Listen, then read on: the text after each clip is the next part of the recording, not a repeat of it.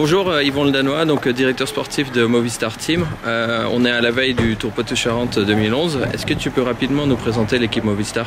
L'équipe va être surtout axée au niveau des sprints avec notamment Joaquim Rojas, Fran Ventoso, Enrique Sanz pour ce qui est la partie des sprinteurs. On va avoir un jeune prometteur qui a notamment brillé sur la Vuelta de Madrid, les deux notamment, mais bon, un petit peu plus vieux qui est Rui Costa, qui est un petit peu plus connu avec sa victoire d'étape sur le Tour. Jesus Herrada. On a un retour de blessure de Ruben Plaza, qui était quand même un coureur important, qui a notamment terminé 11e du Tour l'année dernière. Accompagné de garçons expérimentés comme Iban Gutiérrez. Voilà un petit peu l'équipe qu'on va avoir sur le Poitou-Charentes, axée surtout par rapport au sprint. Ouais, donc en gros, si je comprends bien, c'est surtout les victoires d'étape que vous visez. On va viser les victoires d'étape, mais on va essayer aussi de voir par rapport au chrono, de mettre dans les bonnes dispositions Iban Gutiérrez. D'accord, ok, très bien, merci. Nicolas Portal, directeur sportif de Team Sky sur ce Tour Poitou-Charentes. Est-ce que tu pourrais rapidement nous présenter ton équipe sur le Tour Poitou-Charentes? Une belle équipe, je pense que c'est assez forte équipe. On a deux beaux sprinters, David Apollonio et Greg Anderson, qui peut peut-être jouer le général, puisqu'il sort d'un joli Tour du Benelux, Eco Tour, où il a travaillé vraiment pour Edvald. Donc je sais que ce genre de boss, il peut les passer.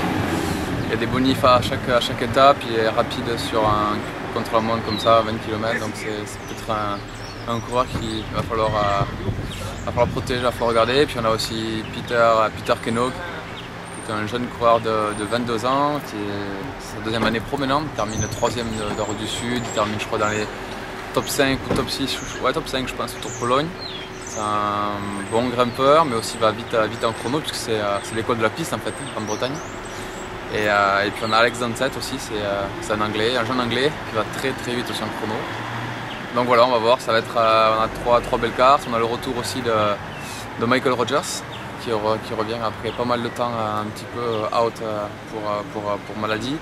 Il avait des petits problèmes de santé, donc lui c'est pour lui un retour gentiment, mais pas si gentil, puisque Poitou-Charentes c'est quand même assez rapide.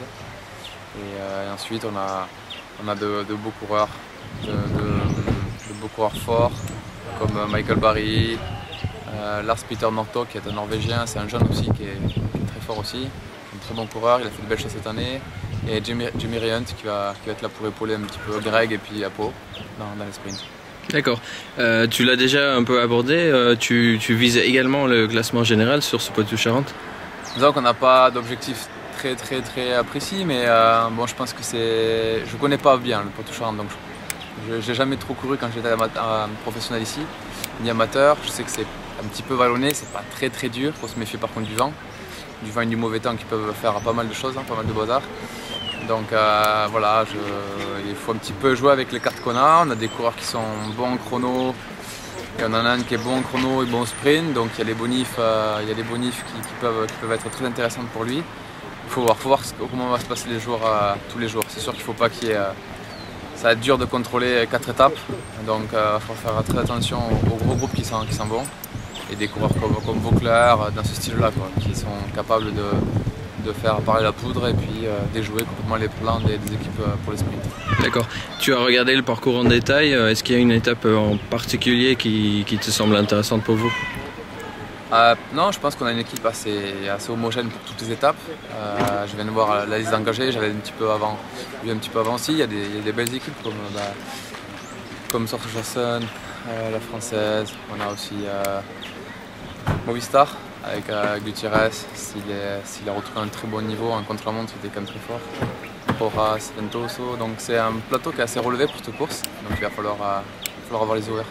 D'accord, très bien. Merci beaucoup. Dus we staan aan de vooravond van de Tour Poitou-Charentes 2011 die morgen gaat beginnen. Dus ik sta hier met de ploegleider van de Rabobank Continental Team. Zou u kort uw ploeg kunnen presenteren? We rijden dus met dezelfde ploeg die gisteren in Châteauroux heeft gereden. Dat is Jetse Brol, Jasper Bovenhuis, Tom Dumoulin, Moreno Hofland, Wilco Kelderman, Ramon Sinkeldam, Dylan van Baarle en Barry Marcus. Nu zegt we rijden met dezelfde ploeg als in Châteauroux. Gisteren was juist een goed resultaat van Jasper Bovenhuis. Wat zijn jullie doelen in de Poitou-Charentes? Ja, de doelen zijn dan natuurlijk in de etappes mee te doen. Deze koers is haalbaar voor alle jongens die we nu bij ons hebben. En dan is er donderdag een mooie tijdrit. Nou, ik denk, er zijn een paar jongens die naar de Tour de l'Avenir gaan. Dus die kunnen zich dan nog eens een keer goed testen in die tijdrit. Prima. En dan nog proberen in het klassement mee te doen. Oké.